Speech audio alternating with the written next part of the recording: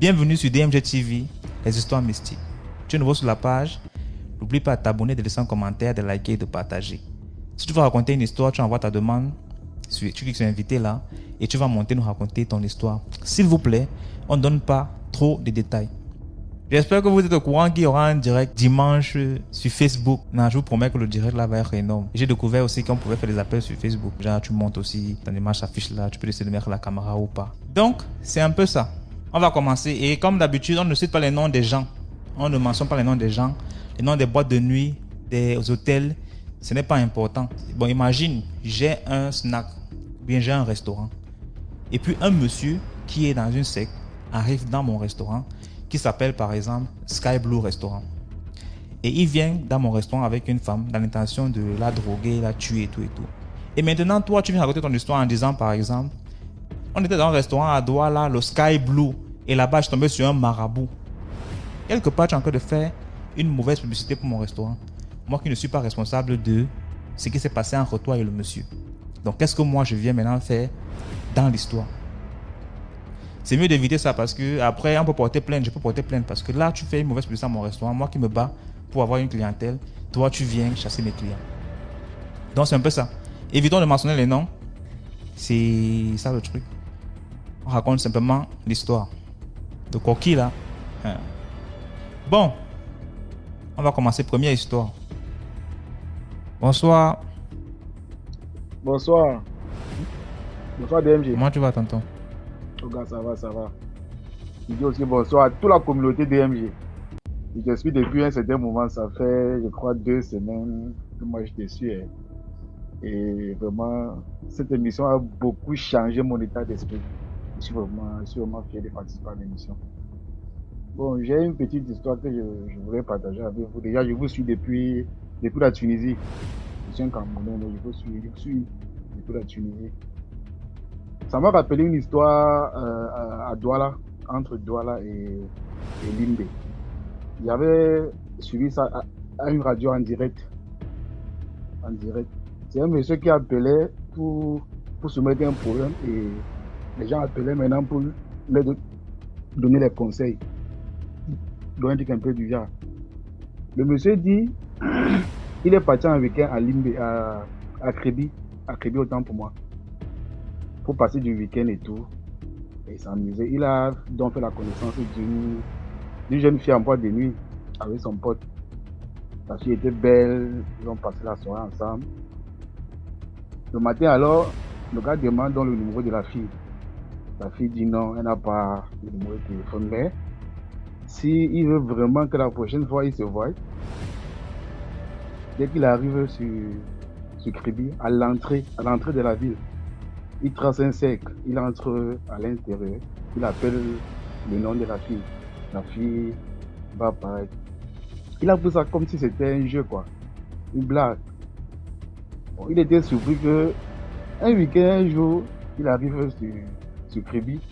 Il se souvient que la fille avait dit qu'il trace le cercle, lui il entre à l'intérieur. C'est comme ça qu'il trace dans le cercle, il entre à l'intérieur, il appelle le nom de la fille. La fille apparaît. Il va dans en ville avec elle, ils font la fête, ils s'amusent et tout. Chaque fois, c'était devenu donc alors maintenant la routine. Chaque fois qu'il partait sur Kribi, il faisait la même chose. Bon, le gars était un peu surpris, quoi. Ça veut dire, la charge de ça commençait déjà à lui peser au corps. Bon, c'est comme ça donc qu'il a donc appelé à la radio et expliqué son problème pour qu'on lui vienne en aide. Bon, je sais plus la suite parce que les gars l'ont conseillé qu'il fallait aller chez le marabout, aller à l'église et tout. Mais comme c'est lui qui avait appelé plutôt pour expliquer, on a vu sur ce qui s'était passé ensuite. S'il était mort ou s'il était toujours vivant ou si on avait pu le délivrer. Donc pour dire que parfois les choses comme ça, il ne faut pas être curieux. Parce que c'est la curiosité souvent qui nous amène à commettre souvent certaines erreurs. Donc j'ai encore certaines histoires, mais je vais descendre pour laisser la place aux autres. En participant, je vais encore vous raconter certaines histoires que moi j'ai aussi entendues. Merci beaucoup pour l'histoire. De rien. Merci à vous. À les commentaires. Voilà.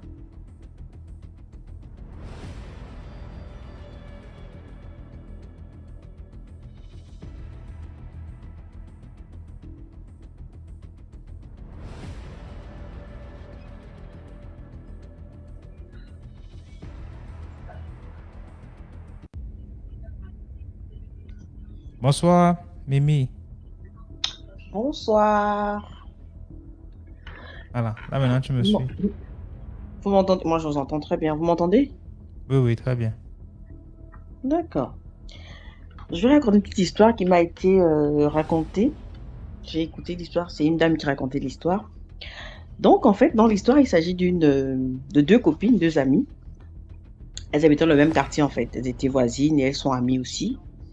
Il y a une qui est mariée, qui a son mari et tout, et les enfants. Et l'autre, elle n'a pas d'enfant, elle n'est pas mariée. Et l'autre, celle qui n'est pas mariée, elle décide alors de déménager parce qu'elle se dit, elle va dans un autre quartier et tout pour chercher quelque chose de plus grand. Donc, quand elle trouve le logement où elle était, elle déménage, elle va dans le nouveau logement. Pendant qu'elle déménage, en fait, elle vient chez sa copine qui est à côté, elle dit, ah, comme là, j'ai déjà vidé la maison et tout, je suis en train de partir. J'ai 2 valises là que tu peux emmener avec moi. Mets-moi ça quelque part là-bas. Comme ça, entre-temps, je trouverai un moyen et tout, un temps pour venir chercher quand je serai tranquillement chez moi et tout. Elle dit, ok, il n'y a pas de souci, laisse les valises, c'est sa copine, il n'y a pas de souci. Elle laisse les 2 valises, la copine les range dans la maison et tout. L'autre copine, elle déménage, elle va dans sa nouvelle maison et tout. Elles sont en contact, ça se passe bien. Et là, la, la dame qui avait les enfants et son mari, son premier fils a eu le bac. Donc, son premier fils faisait les papiers pour venir en Europe, en fait, pour venir faire continuer ses études et tout. Mais elle n'a parlé de ça à personne. Donc, c'est-à-dire que même à son fils, elle a dit, on n'en parle pas, on reste en prière. Et je tiens à noter que la femme qui avait les enfants, elle priait. C'était une femme de prière. Et là, du coup, elle dit, non, c'est pas la peine de dire ça à tout le monde et tout. Tu n'as pas encore eu le visa, on est en train de faire les démarches, on garde ça ici en prière et tout et tout. L'enfant a compris, donc avec son mari et les enfants, ça restait en prière, ça gérait la situation, les papiers et tout le reste. Et quand elle est dans la chambre avec son mari, dans la nuit, monsieur, madame se retrouvent, ils discutent, ils parlent des choses, de leur projet de famille et tout et tout. Ils abordent le sujet du visa de l'enfant, comment faire, comment le papier, est-ce que tu as fait les papiers? Oui. Le mari dit non, demain avant le travail, je vais passer là-bas à l'ambassade, poser le machin et tout et tout. En tout cas, faire les démarches. Et elle remarquait, quand elle voit sa copine, ou bien elle se voit ou elle appelle, elle lui dit non. Ah, mais j'ai cru entendre que ton fils là voyage pour l'étranger et tout, il est en train de faire les papiers. Elle dit, mais qui t'a dit? Parce qu'elle sait qu'elle a dit à ses enfants que personne n'en parle. Elle n'a pas dit à ses soeurs ni personne, et le mari non plus. Elle est étonnée, dit, mais qui t'a dit et tout et tout? Elle dit, ah, mais les rumeurs vont vite, hein, ma copine, tu me caches les choses maintenant. Elle dit, non, non, non, c'est pas ça, je te cache rien et tout, mais bon, je suis surprise. Elle n'a pas abordé le sujet, bref, elle a passé autre chose et tout, elles sont séparées. On fait la demande de visa et tout, l'enfant n'a pas eu le visa. Ah, qu'est-ce qui se passe? La dame dit non, il y a un problème.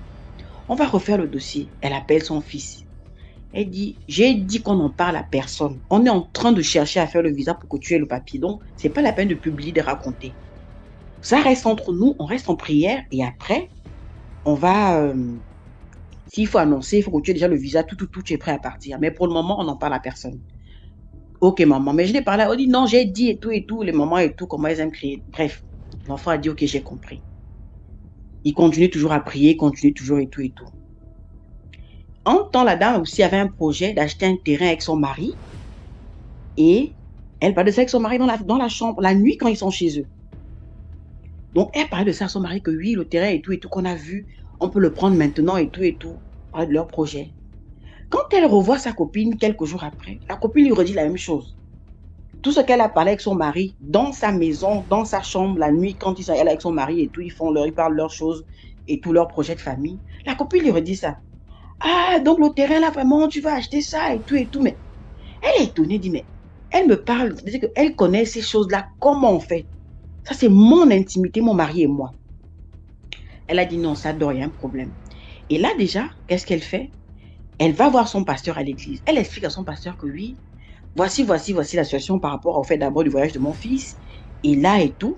Enfin, le problème, c'est que Si c'est moi qui lui parle de ça, je suis d'accord qu'on en parle. Mais mon mari et moi, on n'a même pas encore parlé de ça à personne. C'est dans notre maison, dans notre chambre, qu'on parle de cette histoire. Donc, c'est pas encore sorti. Je ne sais pas comment elle fait pour être au courant de cette histoire-là. Il dit non, ce qu'on va faire, c'est qu'on va faire un travail. On va rentrer en jeûne, on va prier. Il dit ok. Ils sont rentrés en jeûne. Premier jour, ils font le jeûne, ils coupent le jeûne, ils prient. Deuxième jour, le pasteur l'appelle, il dit ah, ça va? Oui. Ton jeûne se passe bien? Elle dit oui. Il dit ok. Tu as quelque chose à me dire et tout et tout. Il dit non. Il dit ok, on continue jusqu'au troisième jour. Ils ont continué le troisième jour du jeûne, le dernier jour. La dame, en fait, dans sa maison, dans le troisième jour du jeûne, elle rêve dans sa maison. Elle est debout dans sa maison et il y a les caméras, en fait, dans sa maison.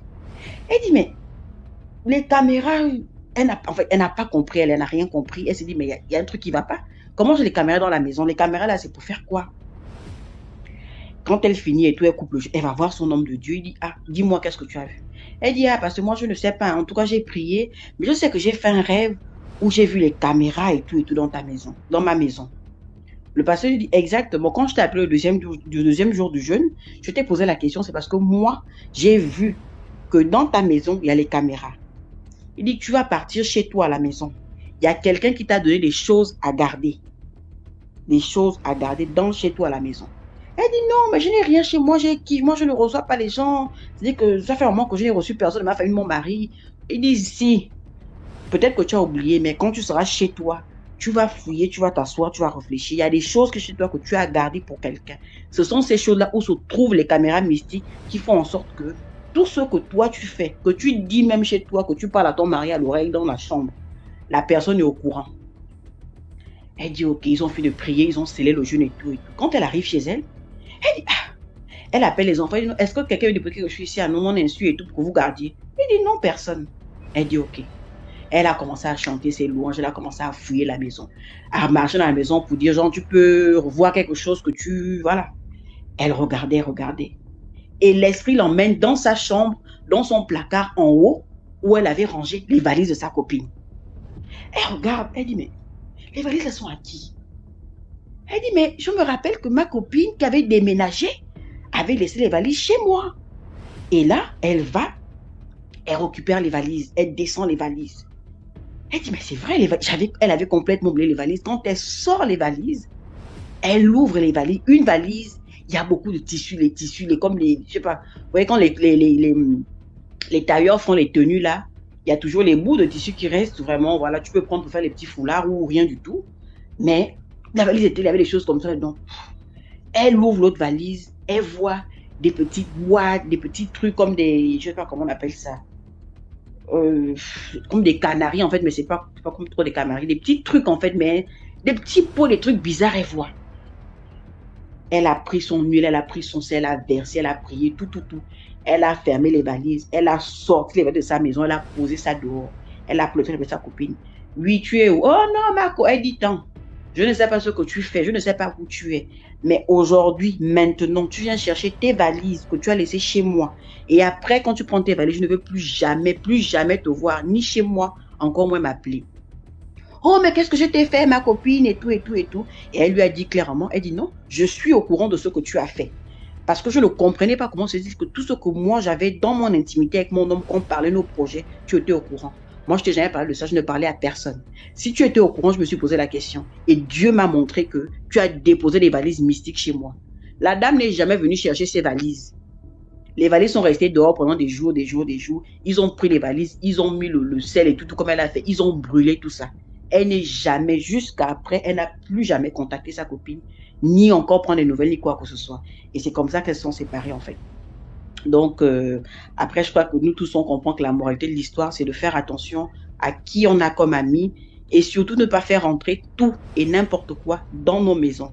Parce que nous, on sait que, par exemple, en tant qu'Africains, nos parents nous ont dit, ta chambre, déjà, le truc, c'est qu'elle a mis les affaires dans sa chambre. Ta chambre, que tu sois marié ou pas, mais ta chambre, c'est déjà l'endroit le plus intime de ta maison. Donc, elle a rentré les valises jusqu'à dans sa chambre, mettre dans son armoire en haut. Et ben, j'ai envie de dire, tu as mis les caméras qu'il fallait, en fait, pas besoin de grand chose. Donc, faisons attention et tout. Donc, c'est un peu ça. Merci beaucoup pour l'histoire. Et likez. Je reste dans les commentaires. D'accord. Merci. Donc, c'est une fille qui a rencontré un homme. Et après ça, elle est du Gabon, elle a rencontré un homme, son mari réside au Luxembourg. Le type l'a épousé étant au Gabon, et puis il l'a ramené au Luxembourg. Et après, 2 ans après, elle a fait venir ses frères. Son mari faisait il dit, d'après ce qu'il a dit à sa femme, qu'il exporte des conteneurs, il envoie les conteneurs en Afrique, il fait les business. Donc, il est toujours en train de voyager. Donc, un jour, il vient, il dit à sa femme que je veux que tes 2 frères viennent avec moi pour que je les apprenne mon business. C'est comme ça qu'ils sont partis. Donc, quand ses frères reviennent 1 mois après, ils se comportent bizarre, ils sont agressifs avec elle, ils se comportent bizarrement dans la maison. Et elle a une de ses copines qu'elle a rencontrée. La belle dit, ah, voilà, mes frères sont rentrés avec mon mari, mais ils se comportent bizarrement, je sais pas. C'est où sa copine lui dit, ok, allons, moi je connais quelqu'un. Allons appeler la personne, on lance les courriers, on va nous dire. C'est comme ça qu'ils appellent une maman. La maman lance les courriers.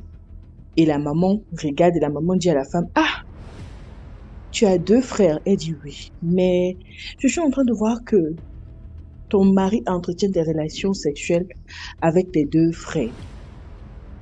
La fille dit non, ce n'est pas vrai. La maman dit ok, la maman lui dit encore qu'il y a un de tes frères, que c'est lui maintenant la source de ton argent. Elle comprend pas, elle savait pas que ça concerne son mari. La maman dit non, la source de ton argent, l'argent que tu manges tous les jours, c'est l'un de tes frères, ton dernier petit, le plus jeune, c'est lui la source de l'argent. Donc maintenant là, c'est lui qui est tout dans votre maison. Elle dit, quand la maman lui a dit ça, vu qu'elle aime trop son mari, elle s'est fâchée. Elle a cru que voilà, peut-être c'est devenu un coup monté de jalousie, genre, ah, ma copine peut-être m'a amené quelque part et que elle veut me faire le coup d'état, elle veut prendre mon mari. Donc, elle a dit non, je veux pas écouter. Elle arrive chez elle, avec le temps, elle se rend compte que son mari, dont on parle là, prend soin de son dernier petit frère avec beaucoup d'amour. Avec beaucoup il met beaucoup de précision, il prête attention aux faits et gestes, ce que le gars veut son mari donne. Dès que le petit frère dit, il est là, le mari est là, le mari est là. Le mari accorde même plus d'attention à son dernier petit frère. Pour elle, au début, c'était déjà l'amour comme son mari a aimé sa famille, ils n'ont personne. Et Seigneur Jésus. C'est où, un jour, le mari n'est pas là. Non. Avant ça, elle dit que... avant ça, j'ai oublié, excusez-moi. Elle rentre du travail un jour. Le mari n'est pas là. Le petit frère est aux toilettes. Son petit frère est aux toilettes. Et puis l'enfant pleure. L'enfant pleure. Elle dit... Ah! Il n'a pas aimé la tête comme ça. Il ne veut pas toquer la porte pour que le gars sache qu'elle fait les bruits. Elle met les oreilles. L'enfant pleure. Elle dit qu'elle ne sait pas elle dit que c'était comme si elle était possédée et puis elle a cassé la porte. Donc son petit frère avait environ d'après ce qu'elle m'a dit, elle me dit qu'elle a 32 ans et que donc si elle m'a juste donné son âge, elle a 32 ans, elle m'a pas dit son dernier petit frère, mais bon, quand moi je regarde, parce qu'elle m'a envoyé la photo d'elle et ses frères, quand je regarde la photo d'elle et ses frères, moi, selon moi, son petit frère, son dernier petit frère peut avoir dans les 15 ans, 14 ans. Parce qu'il va encore au lycée. Donc, il a 15 ans, 14 ans, disons ça comme ça. Donc, c'est comme ça que elle casse la porte et voit l'enfant est accroupi. Et puis, elle regarde dans la peignoir et elle voit l'argent. La fille dit qu'elle voit les liasses d'argent. Elle dit que mais ça, l'argent, c'est son dos. Elle demande à son petit frère, elle commence à pleurer, elle crie. Elle demande à son petit frère que c'est quoi ça? C'est où l'enfant lui dit que, en fait, voilà ce qui se passe. Ne dis pas à tonton. Si tu dis à tonton, tata, il va te tuer. Elle dit que son petit frère l'appelle tata. Son petit frère dit tata, il va te tuer. Il va te tuer. On va mourir. Je ne veux pas que tu meurs comme maman et papa. C'est toi qui es toute notre vie. Je suis prête à faire n'importe quoi pour que tu ne meurs pas. Tellement on t'aime, tellement on t'aime. Je dis l'histoire si, hein. Mais là, on veut couler, mais je suis en train d'être forte pour raconter ça. Tata, on t'aime. C'est comme ça que La fille dit que, elle dit à son frère, qu'est-ce qui s'est en fait passé? Elle dit que quand tonton t'a dit que il veut nous apprendre ses business, il veut nous faire voyager. En fait, nous ne sommes pas partis en Afrique. Nous sommes allés en Espagne. Arrivés en Espagne, nous sommes allés voir des personnes. Et puis, elle dit que l'enfant lui a dit comment c'était comme si ils sont allés voir des gens de la secte. Donc, quand ils sont allés là-bas, ils sont allés voir des personnes, des sectaires, les amis de tonton. Il y avait trop de tontons. Et après ça, là-bas, ils les ont tous sodomisés. Ils les ont sodomisés. Et qu'on lui a dit que c'est le seul moyen pour que tonton ne soit pas pauvre, parce que si tonton est pauvre, ils sont déjà sortis de la pauvreté, eux, ils vont rentrer au Gabon. Et comme ils n'ont pas de famille, eux-mêmes souffraient, ils sont des orphelins. Elle m'a raconté son enfance, je ne veux pas raconter, mais quand elle te raconte, tu sens quelqu'un qui a souffert, donc quelqu'un qui est sorti de la maison de la souffrance. Donc, ils ne sont plus prêts à rentrer là-bas. Donc, les frères ont fait ça pour protéger leur sœur, en fait. C'est comme ça que la fille attend son mari. Son cœur chauffe, est beau. Le mari rentre de la maison avec l'autre frère. Elle dit à son mari que voilà ton argent, voici mon frère, il faut m'expliquer. Elle dit que quand elle demande comme ça, son mari lui donne d'abord 2 bonnes gifles. Point. Son mari lui dit que tu penses que la vie que tu as, tout ce que j'avais ça où? Ça sort d'où? Calme-toi, continue à manger notre argent. Si ça ne va pas, toi et tes frères, je vous renvoie. Où je vous ai ramassé dans le puits, où je vous ai ramassé la saleté où vous êtes sortis. Et puis, je vous renvoie là-bas. Et puis, je détruis ta vie. C'est toi qui paies. La fille dit qu'elle n'avait pas le choix. Elle était obligée. Eh, Seigneur, la souffrance. C'est où? Elle dit qu'elle était obligée d'accepter ça à ce moment-là. Elle a accepté ça à ce moment-là. Elle a attaché le cœur et elle a commencé à chercher des solutions d'idiot. Maintenant, elle a rencontré une fille. Elle rencontre une fille congolaise et la fille congolaise lui dit qu'elle raconte son histoire. Elle dit que quand elle prenait les métros ou les trains, elle dit que quand tu la vois même dans les transports, elle est toute seule. Les larmes coulent. C'est comme ça qu'une Congolaise, une fille s'approche d'elle, elle raconte, elle dit qu'elle ne pouvait pas serrer. C'était comme si la fille, c'est Dieu qui avait envoyé la fille, autant pour moi. C'est Dieu qui avait envoyé la fille. J'ai dit autant pour moi quand j'ai dit Jésus parce qu'il y a plusieurs, il y a des musulmans, donc je veux pas que quelqu'un se sente gêné. Donc c'est comme si c'est Dieu qui avait envoyé la fille. Et puis la fille a commencé à lui dire, ma soeur, je connais ton problème, explique-moi. Elle dit qu'elle a raconté son histoire à la fille. Quand elle raconte l'histoire à la fille, c'est où la fille lui dit que voilà ce qu'on va faire. Tu vas t'enfuir avec tes frères. Et puis, moi, je vais t'aider. C'est comme ça que la fille a commencé à l'aider. Elle a fait les papiers. Son mari, elle a fait les faux passeports. Et quand Dieu veut t'aider, elle a fait les faux passeports. Elle a fait les trucs. Elle dit qu'elle s'est retrouvée ici aux États-Unis. Elle ne sait pas comment elle a fait. Elle dit qu'elle ne sait pas comment elle a fait. Elle s'est retrouvée aux États-Unis. Elle a fui. Quand son mari est parti de son dernier voyage, elle a dit oh oui. Elle a commencé à faire pendant ce temps, peut-être jusqu'à son voyage, quand elle a découvert ça, jusqu'à son voyage, ça a pratiquement fait peut-être 1 an. Elle dit pendant 1 an, tous les jours, il fallait qu'elle supporte. Maintenant, son mari ne se cachait plus. Son mari doit coucher avec son petit frère dans la propre maison où elle est. Il couche avec son petit frère. Il dit que quand elle dort, tu es dans ta chambre, puis tu attends ton petit frère crier comme si toi tu cries. Donc, le petit frère est en train de crier, oh. Vous savez, quand tu fais l'amour avec ton mari, l'enfant, de la façon dont tu cries, ton petit frère crie comme ça. Et puis, elle est là. Elle entend. Pendant 1 année, elle a souffert de ça. Et après ça, elle était en train de faire son plan avec l'autre fille. Maintenant, l'autre fille, là, l'a présenté à d'autres personnes. Et puis, c'était déjà un groupe de personnes qui étaient en train de travailler dans son dossier pour les faire fuir. C'est comme ça que, les gens qui rient, c'est pas drôle. C'est comme ça que elle a fui. Maintenant, où elle rencontre que c'est plus grave. Elle dit que quand elle fuit, elle arrive ici aux États-Unis. Et dit que le mari l'appelle, le mari lui dit qu'avec tout ce que je t'ai fait, c'est comme ça que tu me rends, c'est ce que tu me rends, c'est ce que toi tu me fais, je t'ai enlevé de la saleté, et puis toi et tes frères, vous me rendez par le mal, il faut donc savoir que ton petit frère va mourir. Ton petit frère là, va mourir, il ne va pas vivre. Je vais les tuer, je vais tuer tes 2 frères, puis tu vas rester seul. Je vais te faire, pour ce que tu es en train de me faire, je vais te faire avoir une vie de minable. La fille dit que c'est comme ça qu'elle-même aussi, elle part à l'hôpital, elle se rend compte qu'elle est enceinte. Mais elle est enceinte, l'enfant ne pousse pas. Elle ne voit pas l'enfant, son ventre est toujours plat. Mais elle voit les tests de grossesse. Elle voit les tests de grossesse. C'est où elle a rencontré les hommes de Dieu. Et c'est là, en ligne, elle a commencé à prier. Et puis un soir, son petit frère s'est levé. Il est parti aux toilettes. Elle dit que l'enfant a commencé à chier les asticots. Les asticots. L'enfant chiait les asticots. Il chiait les asticots. Elle dit que l'enfant ne mangeait pas. Il ne faisait que chier. L'enfant ne faisait pas. Elle dit que...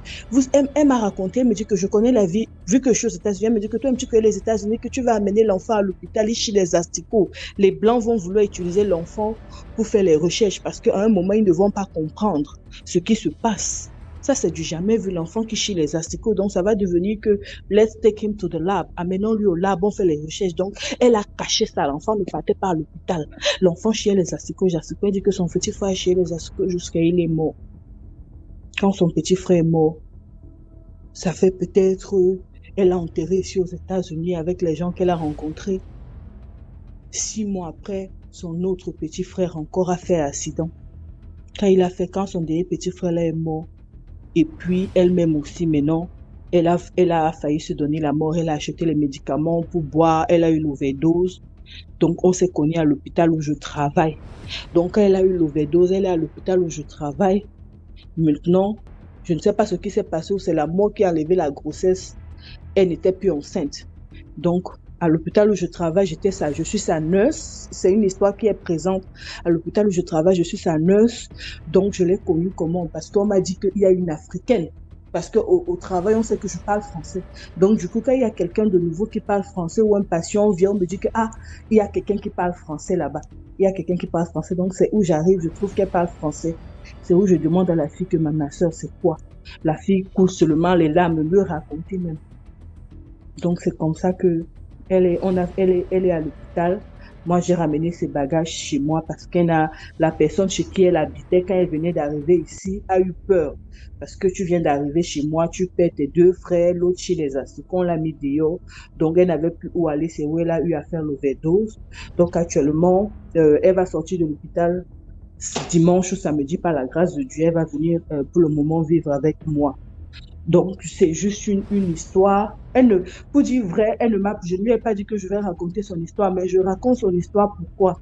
Parce que vraiment, c'est juste pour nous édifier. Vous savez, nous les femmes, surtout plusieurs filles, nous racontons, les gens qu'on rencontre de nos jours, ne nous précipitons pas. La vie, cherchons l'argent.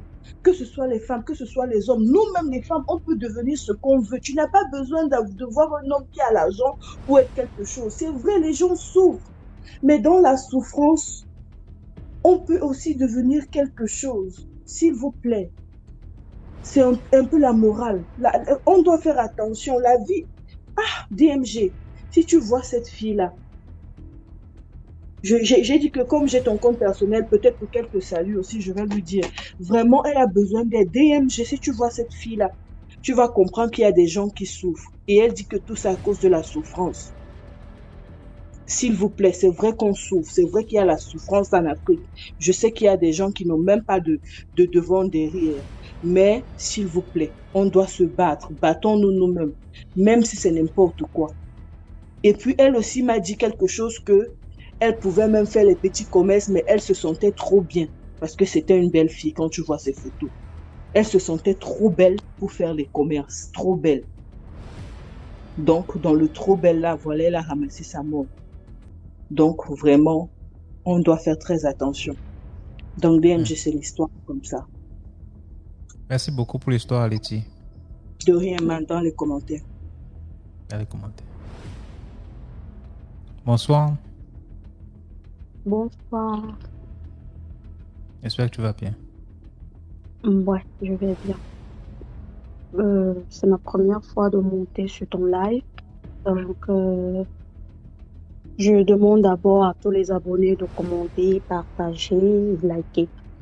Bon, la morale de mon histoire, parce que c'est une histoire qui me concerne et j'ai vraiment pris du temps avant de la raconter. La morale de l'histoire, c'est que quand une femme est enceinte, elle doit se protéger et elle doit, at least, elle doit rester dans un milieu sain pour elle. Ce qui se passe, c'est que moi, je suis tombée enceinte quand j'étais chez mes parents et j'étais d'abord très têtue. Ça, il faut le dire, j'étais très, très têtue. Donc, quand je suis tombée enceinte, c'était même parce que je tenais coup de tête à mon père. Et puis, quand je leur annonce, il y a ma maman qui bavarde et bavarde et bavarde. Quand elle bavarde, je m'énerve sur un coup de tête. Je voyage. Je pars dans une autre ville, rester chez un ami. En fait, qui n'était pas le père de mon enfant, mais qui était un ami à moi. Et c'est là-bas que ma terreur a commencé. Mais très jeune, je ne savais pas que c'était une terreur. C'est quand j'ai commencé à vous écouter que j'ai compris que j'étais carrément en danger. Parce que quand je suis arrivée là-bas, il y avait le bailleur, c'était une mini-cité. Il y avait le bailleur. Et à un moment donné, il s'est pris d'affection pour moi. Genre, il me saluait. Il me saluait chaque jour. Il demandait comment ça allait. Et j'ai commencé progressivement à tomber malade. Ayant la flemme des injections, des injections des aiguilles, on a commencé le traitement du palu par des médicaments. Ça n'a pas marché. On a dit qu'on va passer à la méthode supérieure. On est passé aux injections. Ça calme, mais ça ne va pas. Et j'ai commencé à avoir des cauchemars sur un réflexe parce que maman nous a toujours élevés dans la prière. J'ai eu le réflexe chaque jour d'écouter une musique religieuse parce que je n'avais même plus de force. Tout ce qui rentrait dans ma bouche ressortait. Donc j'ai commencé à écouter des musiques, une seule musique religieuse, écouter. Et un jour, la voisine me dit, puisque c'était aussi des toilettes communes, le trou. Donc, elle me dit un jour, tu es enceinte, ne pars plus jamais aux toilettes directement à même le trou. Fais-le quelque part et pas verser. C'est pas bon quand tu es enceinte. J'ai dit ok et j'ai commencé à le faire. Et même dans ma maladie, le bailleur a commencé à rentrer dans la maison en fait pour venir demander comment j'allais, comment je me portais. Pour moi, je me disais oh, grand geste de gentillesse. Ouais, ça va aller. Et puis un jour, j'ai appelé ma mère. J'ai dit à ma mère, je suis gravement malade. Elle m'a dit rentre. J'ai dit, je peux pas marcher. Elle me dit, ok, j'envoie ta sœur te chercher. Et c'est comme ça que ma sœur vient me chercher. Je rentre chez nous. Mais c'est-à-dire que avant même d'arriver à la maison, je me sentais bien. Et je me suis demandé, il y a quelques heures de cela, je n'arrivais même pas à marcher. Et là maintenant, avant même d'arriver chez nous, je pars à l'hôpital, je pars faire des check-ups, rien. Et quand j'ai commencé à vous écouter, c'est là où j'ai compris que ce bailleur était compliqué et il essayait de m'atteindre. Parce que ces toilettes-là aussi, il y avait tellement de cafards et j'ai compris que c'est une intuition ou alors je sais pas quoi qui m'avait demandé d'appeler ma mère ce jour pour demander à rentrer. Donc, c'était un peu ça mon histoire. Et je prie vraiment toutes les jeunes filles aujourd'hui qui sont têtues, bon, parce que moi je suis plus têtue, comme moi, même si elles veulent tenir tête, de vraiment faire attention. Parce que moi je sais pas ce qui m'a sauvée, mais je remercie Dieu aujourd'hui après avoir écouté des histoires sur votre page. Je remercie Dieu de ce qui aurait pu m'arriver. C'était un peu tôt. Merci. Merci beaucoup, Joël, pour l'histoire. De rien. Dans les commentaires. Bonsoir, Abondance. Bonsoir, DMG. Comment allez-vous? Je vais très bien, et toi? Ah, ça va. Salut la famille aujourd'hui. J'espère que ça ne va pas se couper. Hein? Bon, donc, mon histoire de ce soir, c'est l'histoire de ma tante, la sœur à ma mère, qui était la première femme de son mari. Et quand le monsieur a eu sa retraite, ils sont rentrés au village. Étant au village, le tonton en question, il se sent encore très jeune. Il n'est pas jeune, hein, mais tu sais, quand les parents arrivent au village, là, c'est les anciens boss, donc ils deviennent encore plus jeunes. L'oncle, il prend encore 2 femmes à l'appui. Allô, vous m'entendez? Oui, oui, très bien. D'accord. Il a pris 2 femmes en plus de ma tante. Et les 2 femmes aussi, elles ont eu des enfants. Ma tante, elle a eu 5 enfants avec lui. Et Dieu a tellement béni. Les enfants ont commencé à... Chacun passe son concours, ça marche. Mais, grande fut notre surprise quand un admet à son concours, dès qu'il commence à travailler, ce dernier décède. Et la famille se réunit, on fait les funérailles, après les funérailles encore. 2 ans, 3 ans plus tard, quand un autre encore admis à son concours, encore la mort. Donc ma tante dit, mais qu'est-ce qui se passe? Pourquoi à chaque fois ce sont mes enfants? Quand c'est comme ça, la famille, tout le monde te regarde. Et puis dans un foyer de polygamie, ça devient autre chose. Donc ma tante a dit, mais ça, je ne comprends pas. En 6 ans, elle a perdu 3 enfants. Il lui reste que 2. Elle dit à son mari, ah, je ne comprends pas pourquoi dans la famille, c'est moi seul, mes enfants qui partent, je ne comprends plus rien. Je veux qu'on parte quelque part, si c'est pour faire des prières ou bien aller voir quelqu'un, je ne sais pas. Donc l'oncle en question, il dit, lui n'a pas le temps pour toutes ces bêtises. Ma tante a dit, ah, cette fois-ci, mon enfant qui est parti, là, vraiment, ça me fait très mal. Je n'arrive pas à comprendre parce que celle qui est partie en dernière position, elle devait se marier. Elle a galéré avec un monsieur et le monsieur est devenu, en tout cas, lieutenant des eaux et forêts. Quand il est sorti, il a eu le concours. Il a dit à ma cousine, bon, vraiment, tu m'as beaucoup soutenu dans mes moments de difficulté. J'aimerais t'épouser maintenant. Et à 1 semaine de son mariage, elle décède. Ah! La famille se réunit. Les gens ont commencé à parler, mais la femme, là, pourquoi est-ce que ce sont ses enfants seulement qui parlent? On ne comprend pas. Ma mère aussi, là-bas, les gens l'interpellent pour dire, ah, ta grande soeur, là, de son côté, là-bas, qu'est-ce qui ne va pas? La famille a commencé à murmurer.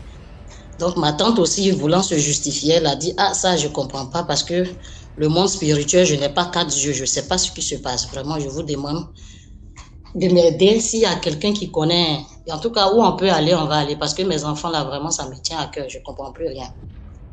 Et elle dit à son mari, vraiment je veux qu'on parte quelque part. Son mari dit, lui n'a pas le temps pour ça.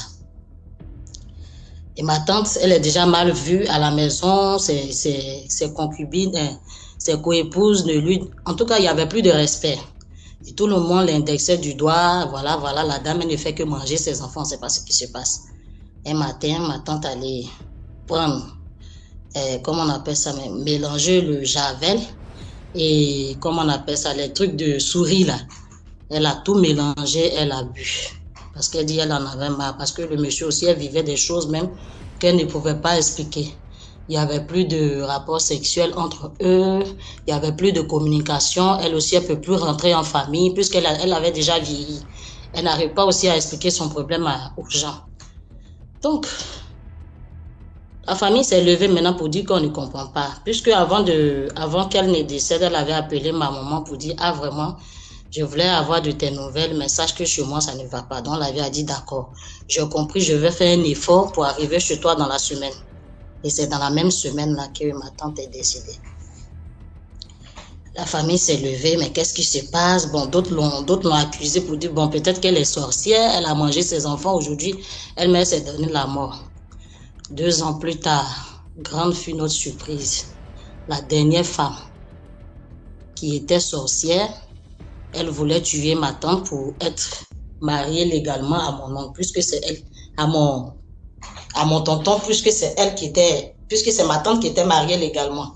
Donc, qu'est-ce qu'elle devait faire? Éliminer la dame et que le monsieur l'épouse.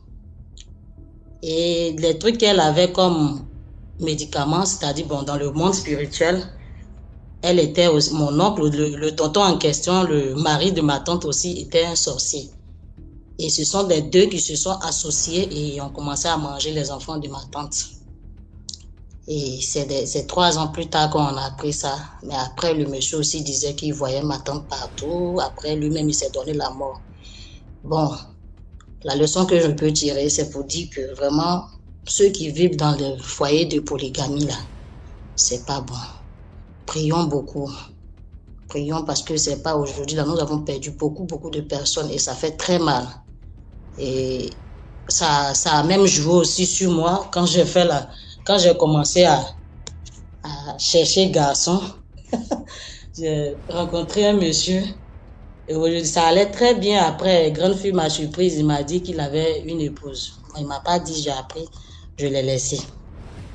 C'est pour dire aux jeunes filles maintenant que quand vous voyez ce genre de truc là, vraiment quitter ces foyers là parce que c'est pas normal.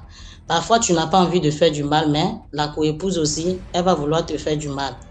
Donc, c'est ma leçon que je voulais tirer. J'ai beaucoup d'autres histoires. Je préfère en rester là pour que les autres aussi puissent monter. Bonne soirée Merci à tout le beaucoup, monde. Abondance, pour l'histoire. Merci. Je vous rappelle ici qu'on a notre direct dimanche, pas sur TikTok, sur Facebook, DMG TV. Ceux qui n'ont pas Facebook là, allez avoir Facebook maintenant. Hein. Parce que sur Facebook, ça va péter. Ça va péter.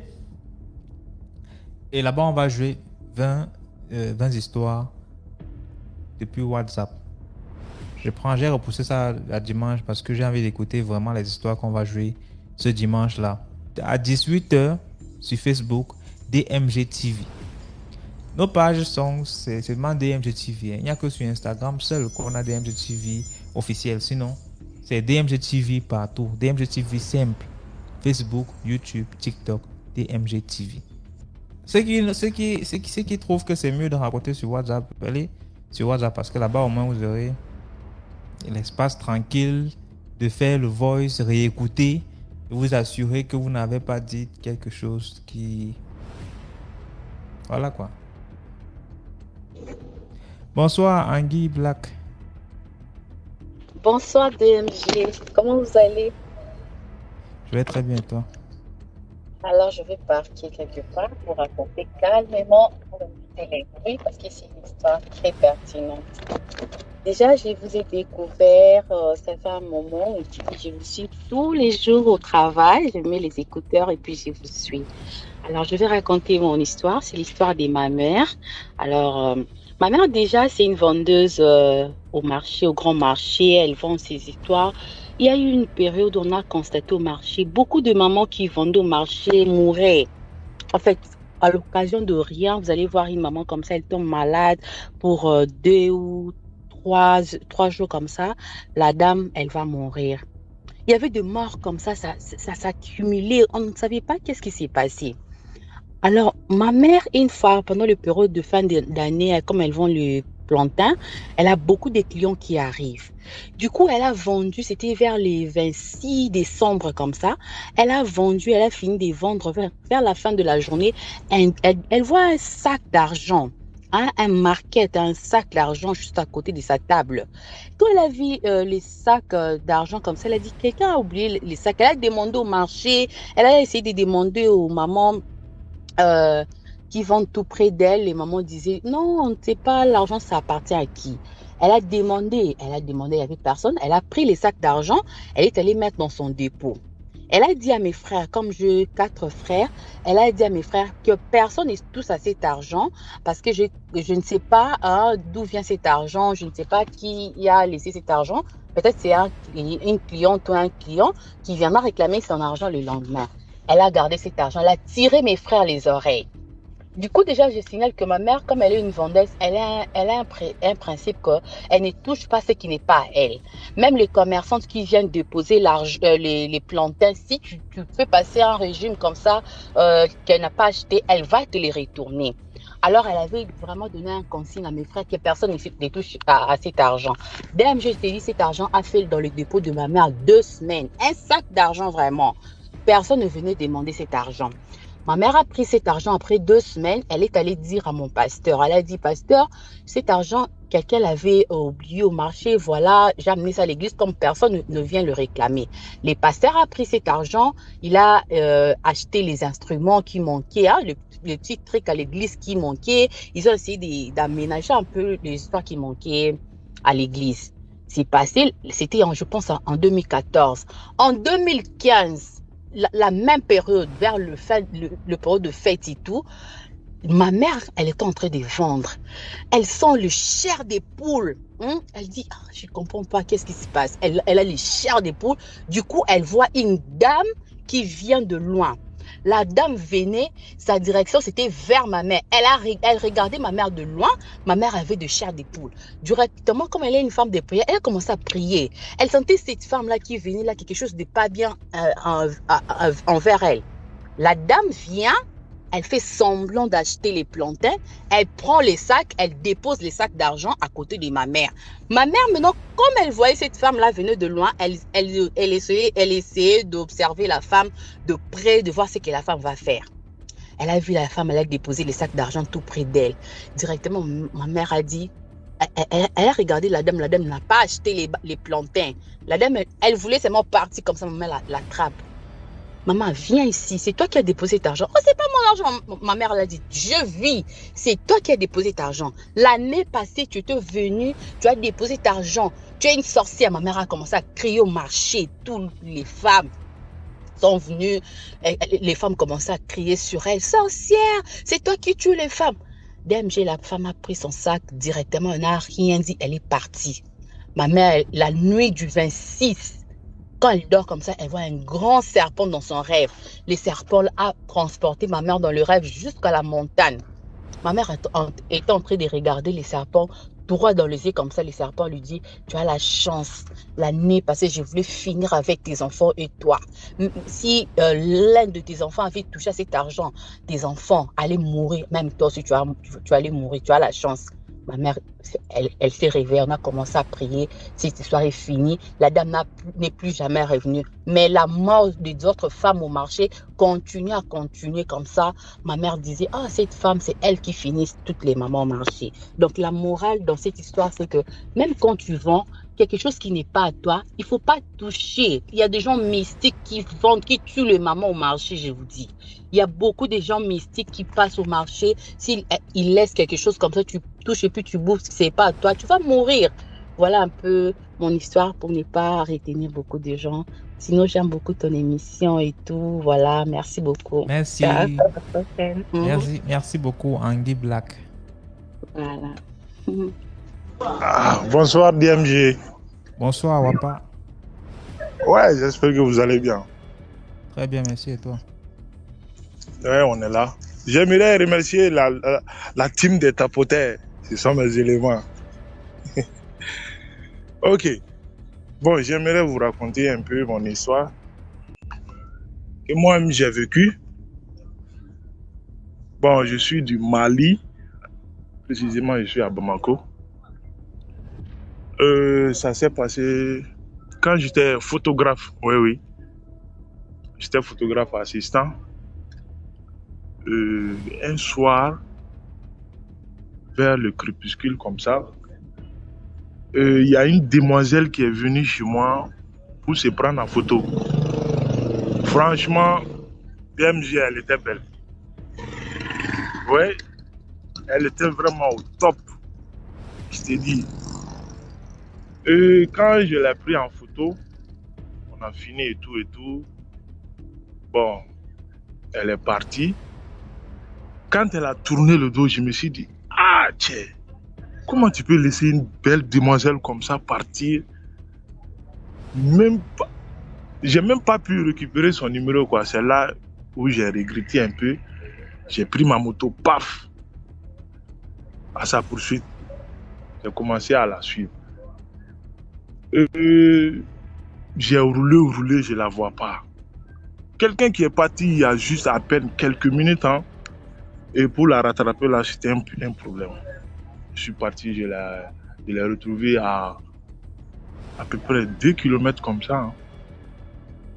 Je l'ai vu et J'ai demandé à la déposer dans leur quartier. J'ai menti quand même là-bas. J'ai dit que j'avais une petite commission en ville et je voulais l'amener, quoi. Elle a refusé. J'ai insisté. À force d'insister, elle a accepté, elle est montée sur ma moto. On a pris la route. DMG, je t'ai dit, hein, mon frère, je ne sais pas comment la fille a pu disparaître sur ma moto. Sérieusement, c'est arrivé au carrefour. J'étais là, j'ai papoté seul, quoi. Je parlais, je demandais son nom, elle ne parlait pas. Je t'ai dit, tu habites où? Des trucs comme ça. J'ai essayé de... Hein, et après, prendre son numéro. J'imaginais tout déjà, quoi. Sur la moto, je roule. Arrivé au carrefour, c'est là où je constate que la demoiselle n'est pas derrière la moto. Je t'ai dit, j'étais choqué. Là, j'ai stoppé la moto, j'ai mis le cale et je suis descendu de la moto, quoi. Je retourne, je regarde partout, je ne vois pas la fille. Tellement que j'étais choqué, DMG. Sérieusement parlé. Jusqu'à maintenant, là, si on me demande là, comment elle a pu disparaître de la moto, je ne peux pas t'expliquer. Je me dis, papa, t'es devenu fou, ou bien c'est un film, je ne sais même pas comment elle a disparu de la moto, ou bien la fille n'est pas montée sur la moto ou quoi. C'est là que je me suis mis à poser des questions. J'ai dit, mon frère, calme-toi. Il y avait une boutique à côté, je suis rentré, j'ai cherché de l'eau, j'ai acheté l'eau et j'ai bu. La moto était à côté de la route, hein. Je me suis assis devant la boutique. Je pense, je ne sais même pas comment la fille, elle est partie où. Ou bien elle n'est pas montée sur la moto.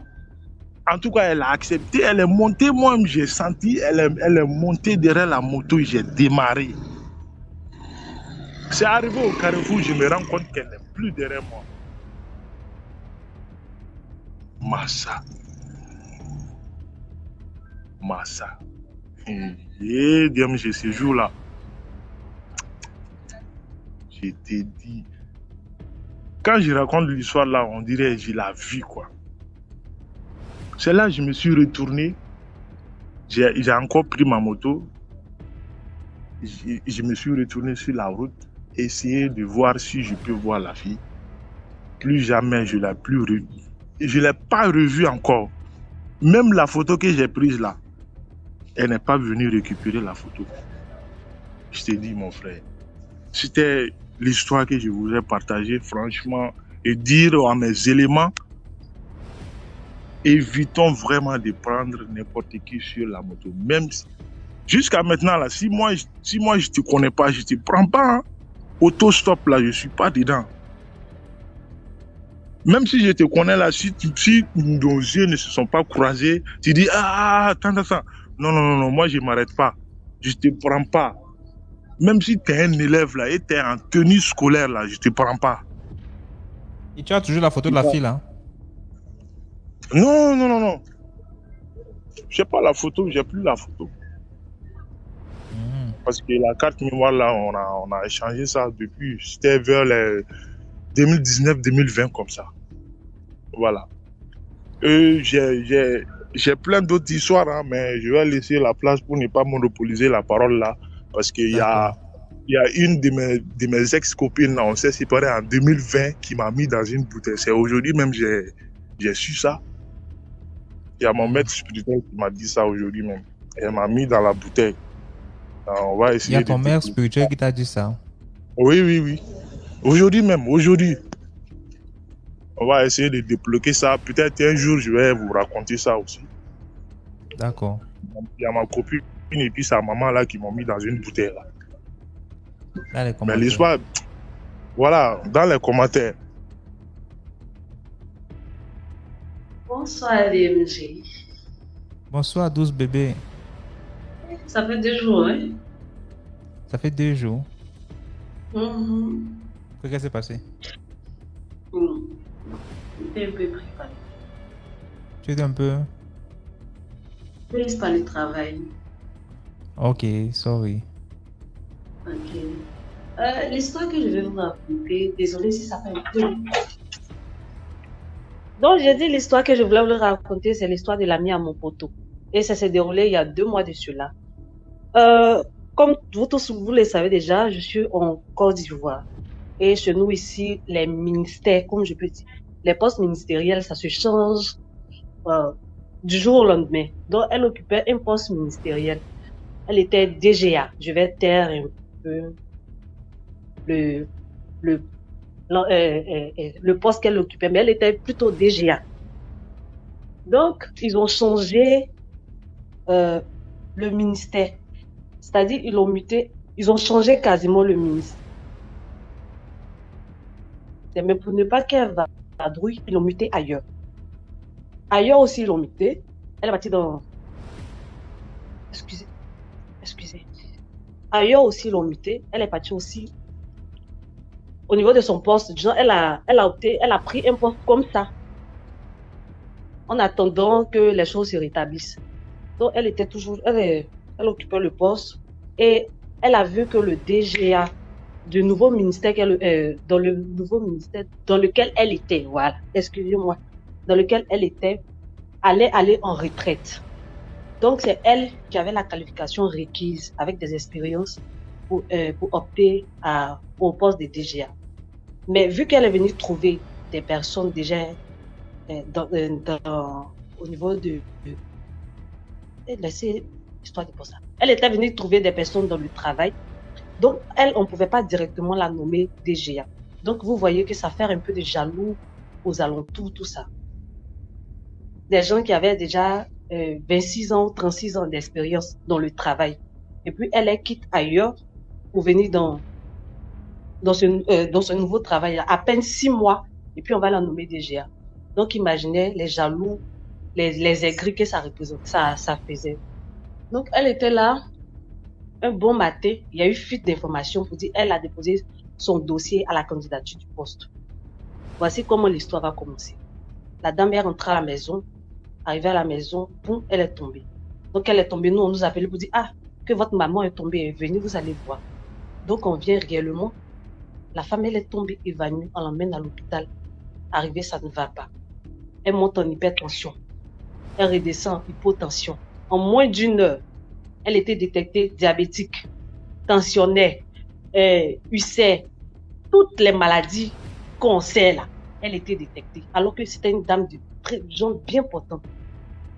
Aujourd'hui, il y a ici, demain, il y a cela. Jusqu'elle est restée dans le coma elle est tombée dans le coma, restée là pendant 2 semaines. Quand elle s'est réveillée du coma, elle n'arrivait pas à parler. Donc, on a mis au niveau de la prière, tout ça. Et franchement, ça n'allait pas.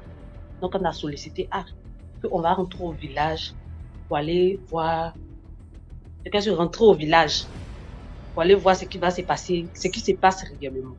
Mais nous, on savait que c'était dans le milieu du travail et que ce genre de truc-là s'est passé. Puisqu'elle devait opter elle devait prendre elle devait prendre position à ce poste. Mais comme les gens ne voulaient pas, donc ils ont fait ce genre de... Je pense que c'est un sort même qu'on lui a lancé. Donc, on va rentrer au village. Les mamans se sont levées pour dire non. Et les gens qui sont trop allés à l'école, là, qui sont allés fréquenter en Europe pour revenir, se sont levés pour dire non, c'est pas la peine. Que ça, là, c'est démoniaque. On va, même DMG, je vous dis, médicaments de palier traditionnels. On mélange soit GK, mélanger les feuilles de bananier, pouvoir boire pour se requinquer là. C'est démoniaque. Tout ce qui est normal là, c'est hôpital. Donc je te dis jusqu'à présent, la femme là, elle ne travaille pas. L'annonce que je voulais, genre le message que je voulais parler, nos parents qui sont trop allés à l'école, de grâce, quand il y a quelque chose, que nous savons que ça monte, ça descend, la situation est vraiment bizarre. On ne sait même pas où on va aller. Souvent, rentrer en bourse, on va aller chercher une solution. Dieu là, il nous conduit partout. Partout, vraiment partout. Donc, en fait, c'est un peu ça, le petit message que je voulais avoir. Merci Merci. beaucoup, douce bébé, pour l'histoire. Bonne soirée. La tata Linda est là. Hello DMG, comment tu vas? Bonsoir, je vais très bien et toi? Ça va bien et les abonnés, tout le monde va bien? Je pense que tout le monde va bien ici là. Ok, n'oubliez pas de liker, d'abonner et surtout de partager vraiment ce que DMG TV fait. Merci. Donc aujourd'hui, j'ai deux histoires. J'ai deux histoires pour sensibiliser les gens sur la proximité. Parfois, quand on vit dans une cour commune ou qu'on a un colocataire ou qu'on partage le bureau avec quelqu'un, il faut faire très attention. Donc, la première histoire vient du Togo, parce que ma mère, elle est togolaise. Donc, ça, c'est une histoire vraie que ma mère elle-même m'a racontée quand j'avais 14-15 ans, au sujet d'un événement, d'une femme que j'avais aperçue dans le quartier où on habitait à Lomé. C'était une maman qui était vieille de corps, mais qui avait un visage d'une jeune fille. Et j'étais toujours stupéfaite quand je la voyais, je ne comprenais pas. Donc, ma mère m'a raconté l'histoire. Donc, c'était une dame, je vais l'appeler Michel, qui avait une maison où elle vivait avec sa mère qui était âgée de 80 ans ou 70 ans à l'époque. Mais elle louait des chambres à des étudiants de passage pour arrondir ses fins de mois. Donc, un jour comme ça, il y a une jeune étudiante qui arrive, on va donner le nom d'Amévi, c'est un prénom togolais. Donc, Amévi arrive, oh non, elle avait peut-être 25 ans comme ça, je suis étudiante, je cherche une petite chambre et tout ça. La dame a dit, il n'y a pas de problème. Donc, Amévi a commencé à vivre dans la maison avec eux, mais elle avait sa chambre à l'extérieur. C'était une jeune fille qui semblait très sage, qui sortait seulement pour aller à l'école, qui revenait, qui sortait comme une jeune fille, parfois partait en boîte de nuit, parfois c'était avec des amis, mais ce n'était pas quelqu'un qu'on pouvait remarquer, dire qu'elle avait un comportement étrange ou bien qu'elle pouvait attirer une attention particulière sur elle. Pourtant, une nuit comme ça, pendant que Michel est dans sa chambre, elle entend sa mère qui cogne à sa porte. Sa mère était vraiment âgée à l'époque. Enfin, elle était déjà quand même vieille. La maman lui explique, ah ma fille, il y a un phénomène que je vis depuis quelque temps là, je ne comprends pas. Elle me dit, la fille lui dit, mais maman, c'est quoi? La fille a un peu peur que sa mère va lui expliquer un grave. Elle dit non. À partir de minuit, 1h, moi qui ai les problèmes de vue, je commence à bien voir. Moi qui ai les problèmes d'ouïe, je commence à bien entendre. J'arrive même à bien marcher dans la chambre. Je sens même l'énergie dans mon corps, je ne sais pas. Je me sens rajeunie. Mais dès que 5h arrive, je redeviens vieille. La fille dit quoi? Oui, maman, oui, ma fille, c'est ce que je vis depuis déjà 2 à 3 semaines, je ne comprends pas. Ah, et là, tu sens ça? Elle dit non, non, là, je ne sens pas ça. La fille a dit ok. La fille aussi n'était pas simple. Dans l'histoire, on me dit aussi que la Michel, là, elle aussi n'était pas simple, c'était pas une petite. Elle aussi l'avait pour elle. Donc, elle dit à sa mère que, maman, ok, quand tu vas sentir ça encore venir, même si c'est à 1h, 2h du matin, viens dans ma chambre, tu viens me montrer. La mère a dit ok. Oh, la journée passe. La nuit. Minuit, rien. 1h, rien. 2h30 du matin. La mère vient cogner à la porte de sa fille. Quand la fille ouvre comme ça, Michel a un choc. Parce que c'est le corps de sa mère. Mais étrangement, la mère a le visage d'Amévi. Oh! Qu'est-ce qui se passe? Elle fait rentrer sa mère. Elle montre le miroir à sa mère. La mère crie, mais comment j'ai le visage d'Amévi sur moi? La mère, effectivement, même sa voix change, même sa manière de s'exprimer. On dirait une jeune fille. La mère dit, bon, la fille dit à sa mère que bon, tu vas dormir dans ma chambre, tu ne retournes pas dans ta chambre. La fille aussi fait, vous savez que là-bas au Togo, là-bas personne ne dort, même même un bébé de 1 mois ne dort pas. Là-bas, c'est le contraire même qui est surnaturel. Donc là, apparemment, la fille aussi blende sa chambre. Elle et la mère dort. Donc, on découvre après, qu'est-ce qui se passe, c'est que Amévi, la jeune fille, elle sortait en vampire. Elle allait manger les gens en vampire autour d'elle. Mais pour que quand les gens quand ils vont aller consulter, on ne puisse pas la voir elle, qu'est-ce qu'elle faisait? Elle échangeait les visages, elle échangeait les corps avec la vieille maman là. Et elle partait avec le visage de la vieille maman là, aller manger les gens, aller voler l'énergie des gens, aller voler leur bénédiction. Comme ça, quand les gens allaient se faire consulter pour voir d'où ça venait, c'était la vieille maman là qui devait voir. Donc maintenant, elle a échangé les corps, non? Et le matin à 5 heures, c'est quand elle revenait maintenant de ces voyages mysticaux là, qu'elle reprenait son corps et elle laissait le corps de la maman là. Maintenant, Amélie a fini de faire son groove nocturne, d'aller manger les gens, d'aller boire le sang des gens, voler, non. Elle revient maintenant à 5 heures. Pétard. La maman n'est pas dans sa chambre. Oh! Elle tourne. Il paraît que... C'est ce qu'on nous raconte, hein, que on entendait comment un vent bizarre soufflait, on entendait comment les gens marchaient sur le toit. Elle essayait de chercher la maman, mais elle n'arrivait plus à rentrer dans la chambre de la fille Michel, parce que Michel avait barricadé la porte. Ah, mais vite, ce moment-là que cogner. Un moment maintenant dépassé, obligé de le cogner physiquement. Que... Maintenant, elle avait maintenant la voix de la maman là que Michel, ta mère est avec toi là-bas. Michel aussi de la mère qui ne répond pas, silence.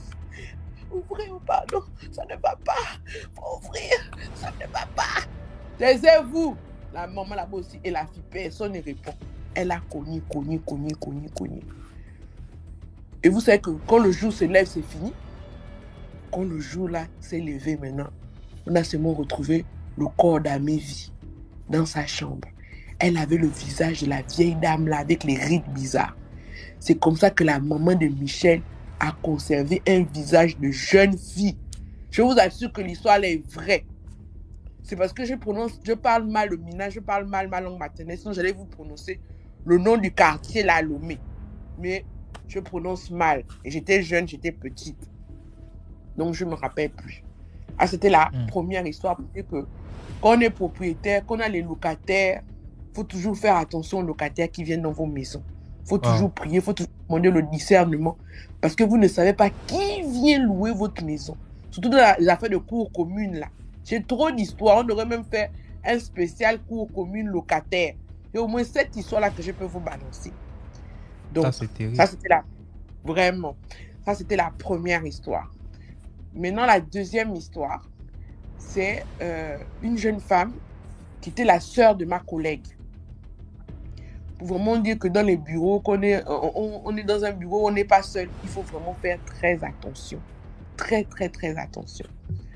Donc, c'était la grande sœur de ma collègue au travail. Elle-même qui nous a raconté l'histoire. Elle revenait d'un voyage. Quand elle est revenue du voyage là, à son travail, elle allait faire une formation parce que depuis qu'elle était dans son poste, dans son bureau, elle n'avait pas de promotion. Donc, vraiment excédée par le manque de promotion et tout, elle a décidé d'aller suivre une formation. Et même quand elle allait suivre la formation, là, son patron a dit que si tu dépasses trop le temps pendant ta formation, là, peut-être quand tu vas rentrer, tu n'as pas trouvé ton travail. Elle a dit c'est pas grave, elle préfère au moins aller augmenter son niveau, son diplôme pour que peut-être même si elle perd son travail, elle pourra regagner un autre travail où elle gagne bien. Donc, elle avait même une collègue, Nicole, qui se moquait de « Oh, tu es toujours comme ça, dans quelle école? Tu vas faire quoi ?» et tout ça là. Donc, l'héroïne s'appelle Gladys, on donne le prénom de Gladys. Donc, Gladys, qui était célibataire, qui était mal payée, qui était vraiment exploitée par son patron, va en formation. Quand elle va en formation linguistique, comme ça, dans un pays anglophone dont je tairai le nom, elle rencontre un monsieur qui l'emmène dans une église où on prie pour elle, le pasteur la délivre de beaucoup de mauvaises choses. Et le monsieur qui l'a emmené là-bas tombe même amoureux d'elle jusqu'à lui a demandé mon mariage. Mais elle préfère d'abord rentrer à Libreville avant de répondre à la demande du monsieur. Automatiquement, dès son arrivée à son travail, elle qui avait les problèmes avec son patron, le patron commence à l'apprécier, à dire que non, vraiment, j'ai apprécié ton courage, vraiment Gladys, tu es partie, tu es allée faire des études, là maintenant tu parles anglais, c'est toi qui vas recevoir tous nos clients étrangers qui viennent d'Angleterre, c'est-à-dire tous les anglophones, maintenant c'est toi qui vas maintenant les recevoir. Donc, elle a eu une promotion, elle est passée, je pense, commerciale anglaise, je ne sais pas, en tout cas, les sociétés de management, là, elle a eu une promotion. Pendant la fête de promotion, ses collègues lui ont fait des cadeaux. Ah, vraiment, félicitations Gladys, vraiment, pour ta promotion, pour le renouveau dans ta vie et tout ça là. Et sa copine Nicole lui a offert une plante. Que, oh non, mais ça ton bureau, vraiment, tout et tout et tout et tout et tout. Elle a mis la plante sur son bureau. Même pas 3 jours après, elle a mis la plante dans son bureau là. Les problèmes ont commencé. Oh, il y a un client qui vient d'Inde, il faut aller le chercher à l'aéroport. Quand elle va chercher le client de l'Inde à l'aéroport, elle ne le voit pas. Elle le cherche pendant 1 heure, 2 heures, elle ne le trouve pas. Pendant ce temps, le client est arrivé là-bas, il est fâché. C'est-à-dire qu'elle ne faisait que commettre bévue sur bévue, bévue sur bévue, bévue sur bévue. On lui donne l'argent, elle perd l'argent. C'est-à-dire qu'elle a vécu 1 mois horrible. Même le gars qu'elle avait rencontré là-bas dans le pays anglophone, là aussi, boum, lui aussi, il avait disparu des radars, il n'écrivait plus, il n'appelait plus, jusqu'à ce qu'on licencie Gladys. Quand on licencie Gladys comme ça, là, elle fait maintenant ses affaires, tout, elle range ses affaires dans le carton. Elle prend tous les cadeaux que ses collègues lui avaient donnés. Les autres disent, ah vraiment, Nicole, Gladys, tu n'avais la promotion déjà même pas 1 mois. Oh yo, tout le monde pleurait avec elle, a vraiment du courage, yako. Donc elle rentre à la maison. C'est une histoire vraie, hein? Rentre chez elle. Elle dispose un peu les cadeaux qu'on lui avait offerts. Il y avait des tableaux et tout ça. Là, elle dispose un peu dans la maison. Elle met la plante là sur une table dans sa maison. Elle a dû même repartir dans la maison familiale avec sa mère parce qu'elle ne savait plus comment faire et tout ça là pour payer son loyer tellement. Elle rencontrait maintenant 1 milliard de difficultés. Maintenant, apparemment, il y avait une fête chez elle et il y avait beaucoup d'enfants. Donc, les enfants ont commencé à courir dans tous les sens, à gauche, à droite. Et pendant que les enfants couraient, ils ont bousculé la table où il y avait la plante. Donc, quand la plante tombe au sol, ça se casse. Quand la plante se casse, on voit carrément un gros fétiche. Un truc qui avait peut-être au moins 56 aiguilles avec les crochets. Non, vraiment un truc qui sortait même, je ne sais même pas. Directement d'un cerveau d'un féticheur malade. Un gros truc vraiment noir attaché. Oh mon Dieu, ça c'est quoi? Ça vient d'où? Qu'est-ce que c'est? Donc, les parents ont commencé à se réunir autour de ça. Un homme qui avait un peu le courage a pris la machette, il a coupé le truc. Dedans, il y avait sa photo, il y avait ses cheveux attachés avec un fil rouge, on lui avait crevé les yeux. C'est-à-dire que la Nicole, en lui offrant la plante là, lui avait jeté un mauvais sort. Un mauvais sort pour qu'elle perde son travail, pour qu'elle perde tout. Quand la plante là a été cassée, la nuit même, son dragueur qui avait disparu, qui ne lui écrivait plus, qui n'appelait pas, qui ne répondait plus, a commencé à lui écrire, à la rappeler, tout ça là. Elle a préféré ne plus tenter de repartir dans l'entreprise, elle a préféré aller ailleurs. Donc c'est vraiment pour vous dire que dans tous les milieux où nous sommes là, il faut faire attention. Quand quelqu'un vous offre un cadeau, faites une petite prière. Invoquez toujours Dieu, 5 minutes, 3 minutes. Que tu sois musulman, que tu sois chrétien, même que tu sois athée. Bénis seulement le cadeau là que Seigneur voit le cadeau comment offert. Bénis-le, sanctifie-le. Retire toute chose négative en lui. Avant de le prendre, avant de le porter, avant de l'utiliser. Parce que tu ne connais jamais avec quelle intention une personne t'a remis un cadeau. Donc, c'était ça les 2 histoires que je voulais partager. J'en ai d'autres, mais je voulais attirer l'attention des gens sur les colocataires et puis les colocataires au bureau et à la maison parce que beaucoup de gens ne font pas attention à ça. On pense souvent que le malheur vient de loin, des sorciers au village. Parfois, c'est quelqu'un qui est à côté de toi là. Quand tu es dans une cour commune, il faut faire attention. Quand tu partages ton bureau avec quelqu'un, ce n'est pas tout le monde qui est heureux. Toi, tu penses que tu n'as rien, mais ton petit glow là, on peut déjà même être jalouse de toi. C'était ça mon partage. Merci beaucoup, Tata Linda, pour les 2 histoires. Ok. Mais je t'ai envoyé une histoire par note vocale, tu n'as même pas... Tu as écouté? Non, c'est déjà sur YouTube que j'ai posté. Ah bon, ok.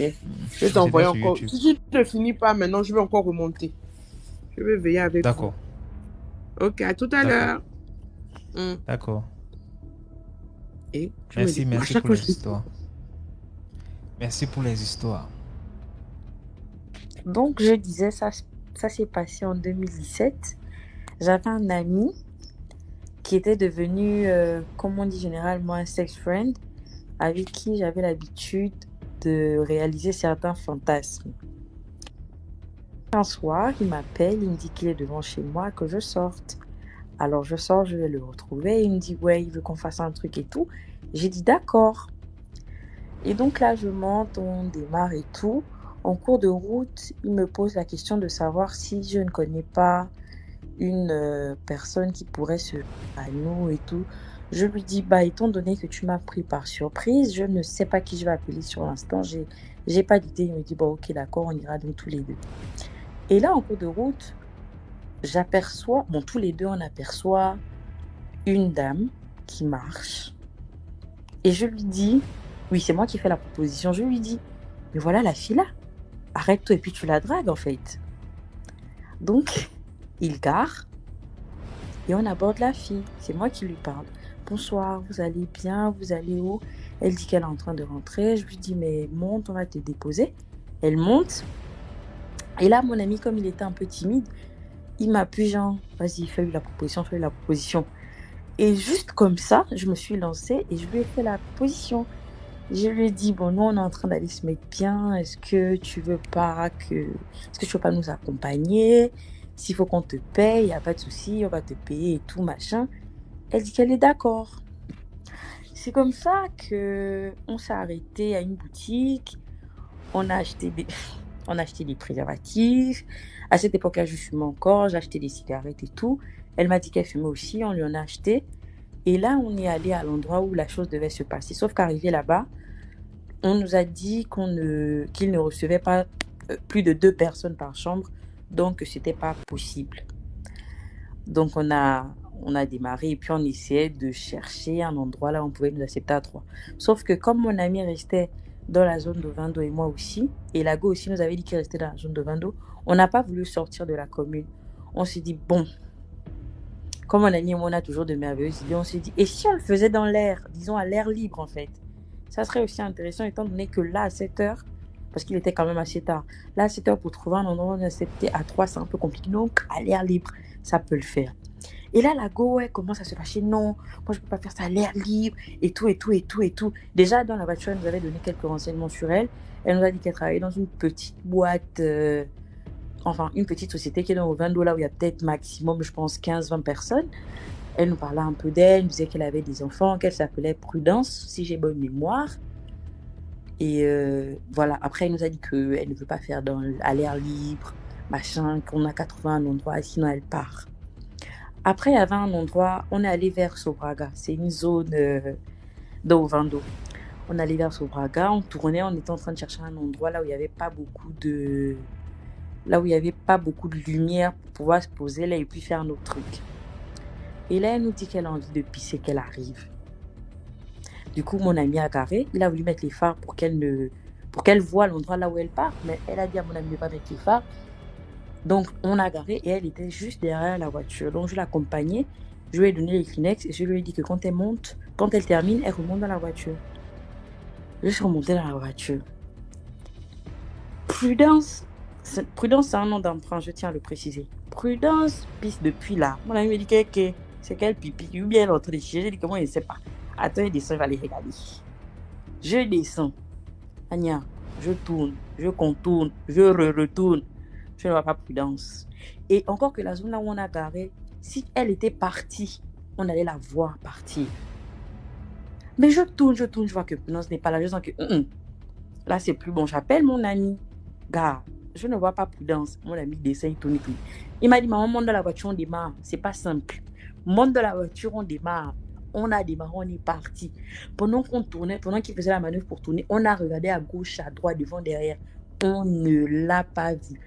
Depuis ce jour-là, je me suis dit, moi, les fantasmes et autres là, c'est fini. C'est fini. J'ai une vie sexuelle normale. Les gens que vous croisez en route la nuit, là, des fois, ce ne sont pas des gens. Parce qu'il était quoi? Il devait être 1h, 2h du matin. On s'est permis de se voir parce qu'il n'était pas loin de chez moi. Mais là, les gens que vous croisez en route la nuit, des fois, ce ne sont pas des gens prudents. Ce n'était pas quelqu'un, heureusement. Elle ne nous a rien fait. On est rentré chez nous. D'ailleurs, il est parti me déposer chez moi. Donc, vie était même déjà passée. Les gens que vous croisez la nuit, là, faites très attention. C'est ce que moi, je voulais dire. C'était ça mon Merci histoire. beaucoup pour l'histoire, Apuchou, De rien. En commentaire. dans les commentaires. D'accord, DMG, mon histoire que je vais raconter encore, c'est l'histoire que j'ai vécue. Bon, à ce moment, je partais encore à l'école. Je suis de la Côte d'Ivoire, comme je disais là. Quand j'étais en classe de 3e, je fais le collège moderne de l'autoroute, pour ceux qui savent, du niveau de Trècheville.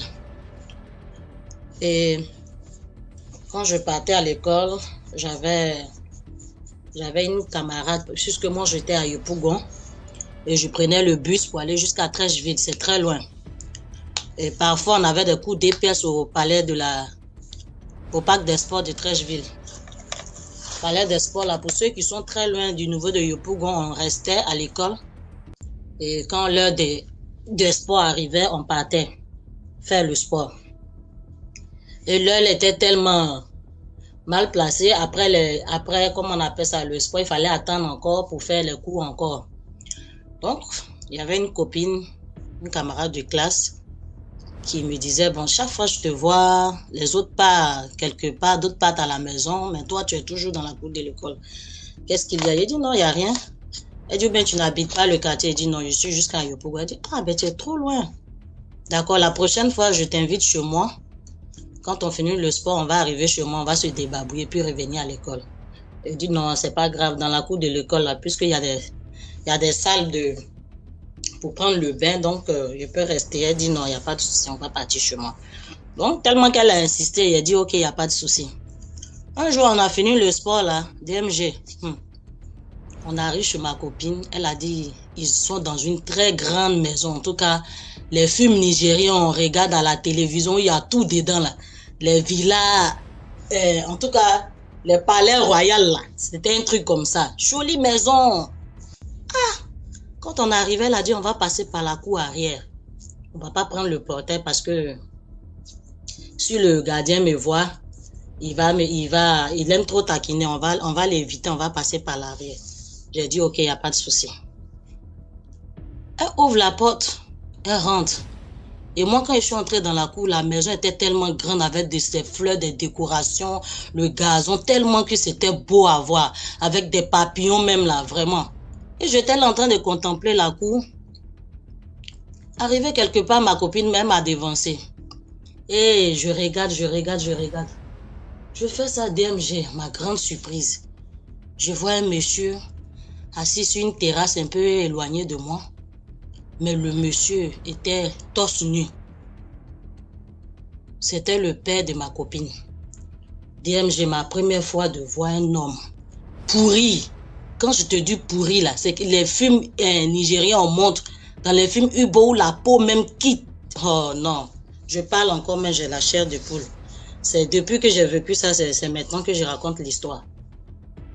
Le monsieur était complètement pourri. Tu vois les moisissures là, qui sont sur les murs des toilettes publiques dans les coins bizarres. C'est ça qui était sur le monsieur. Et l'eau sortait façon. C'est comme si quelqu'un qui était brûlé et qui cherchait la fraîcheur pour... Je ne sais pas comment expliquer. Le monsieur était complètement pourri. Ah! J'ai eu la chair de poule. Je suis arrêtée là, la bouche ouverte en train de regarder le monsieur. Pendant combien, je peux dire même, pendant 15 à 20 minutes comme ça, je suis arrêtée là, je tremble, je regarde le monsieur. Et c'est comme une voix qui me dit, sors de là, sors. J'ai fait marche arrière, je suis sortie doucement. J'ai fermé la porte et je suis retournée à l'école. Arrivé à l'école là, j'ai même plus fait le cours, j'ai pris mon bus directement, je suis rentrée à la maison. J'ai dit, toute la nuit, j'ai pas dormi. Je suis assise, dit, mais qu'est-ce que j'ai vu là? Mais qu'est-ce que c'est ça? J'ai commencé à réfléchir, dit, mais ça là, je comprends pas. J'ai pas pu expliquer à quelqu'un en famille aussi. Le lendemain, je suis pas venue à l'école. 3e jour, je viens à l'école, j'ai pas vu ma copine. Jusqu'à ce que l'année se termine, la fille n'est plus jamais venue à l'école. Ah, j'ai rien compris. J'ai dit, mais ça c'est quoi ça? Et l'année est terminée, j'ai demandé aux éducateurs, ah vraiment la fille, durant cette année, on ne l'a pas vue. On dit non, que en fait, bon, c'est les enfants de riches, son père, Et il envoyait en France et tout ça, vraiment. Donc, voilà. J'ai dit, ah, ok, là, c'est bon. Donc, j'ai demandé à une autre fille encore, vraiment, est-ce que la fille, tu as de ses nouvelles? Ils m'ont dit, ah, bon, les gens disent que son père l'envoie en France, mais bon, on n'a pas de ses nouvelles. DMG, vraiment, ce que j'ai vécu là. Jusqu'à présent, je ne veux plus de camarades. Parce que là, je ne sais pas. Je me suis dit peut-être que le monsieur sait que j'ai vu quelque chose. Pour cela, il a retiré sa fille de l'école. Et s'il m'arrivait là, qu'est-ce que j'allais faire? Ce que je voulais dire, c'est pour dire aux filles de faire très attention, celles qui aiment aller chez des copines. Parce que ce n'est pas tout le monde qui est simple. J'ai découvert le secret de cette famille-là. Peut-être que le lendemain, je ne suis pas venue à l'école. Si je venais, je ne sais pas. S'ils allaient m'attendre quelque part, je ne sais pas. Mais le monsieur, je vous dis, DMG, quand il accompagne sa fille à l'école, on ne voit pas ses bras. Le monsieur est vêtu, il est toujours très bien habillé avec des basins riches. On ne voit pas les doigts du monsieur. Il est tellement bien, il s'habille tellement bien. On ne voit jamais, même le cou, on ne voit pas. À partir de son cou jusqu'en bas, le monsieur est pourri complètement. Je ne sais pas s'il a sacrifié son corps ou bien qu'est-ce qui s'est passé, je ne sais pas. Mais jusqu'à ce que j'ai découvert le corps du monsieur là, vraiment, sa fille n'est plus jamais venue à l'école jusqu'à aujourd'hui. Ça fait très longtemps, je peux dire. Depuis 2000 jusqu'à présent, j'ai plus eu de ces nouvelles. Donc, je veux dire aux filles, vraiment, à toute la communauté, de vraiment suivre aussi leurs enfants. Les filles qui aiment les camaraderies, là, évitez ça, c'est pas bon. Depuis ce jour-là, DMG, à faire des camarades jusqu'à l'âge que j'ai aujourd'hui, là, je fais plus d'amitié parce qu'on sait jamais dans la vie. Donc, c'était mon histoire. Si c'est un peu court, si je peux prendre une deuxième histoire, si c'est possible. Non, on va s'arrêter là pour aujourd'hui. D'accord. Merci à la famille. Bisous, bisous à tout le monde. On a la prochaine. DMG, descends-moi. Thank you very much. Je vous rappelle ici qu'on a notre direct dimanche, pas sur TikTok, sur Facebook, DMG TV. Ceux qui n'ont pas Facebook là, allez avoir Facebook maintenant. Hein. Parce que sur Facebook, ça va péter. Ça va péter. Et là-bas, on va jouer 20 histoires depuis WhatsApp. J'ai repoussé ça à dimanche parce que j'ai envie d'écouter vraiment les histoires qu'on va jouer ce dimanche-là. Comme ça va aussi être comme une première. C'est vrai, j'ai quand même diffusé en premier sur Facebook, mais là je vais faire en direct, là, comme on fait là maintenant sur TikTok. En direct. Et on va mettre carrément un numéro pour ceux qui voudront appeler. Mais il y aura déjà 20 histoires que j'aurai écoutées. Et vraiment des poids lourds, pas n'importe quelle histoire. À 18h sur Facebook, DMG TV. Nos pages sont seulement DMG TV. Il n'y a que sur Instagram seul qu'on a DMG TV officiel. Sinon, c'est DMG TV partout. DMG TV simple. Facebook, YouTube, TikTok, DMG TV. Donc tu tombes sur DMG TV, histoire mystique. Oh, c'est toi là-bas. Oh. Tu tombes sur DMG TV, problèmes spirituels où tu vas résoudre tes problèmes. Non, c'est pas nous. On n'entre pas dans les inbox des gens pour leur proposer des solutions mystiques ou de miraculeux ou tout ça là. Non, c'est pas nous. Si quelqu'un dans ton inbox te dit que il va te proposer un maître spirituel, un maître machin, c'est pas nous. Donc voilà.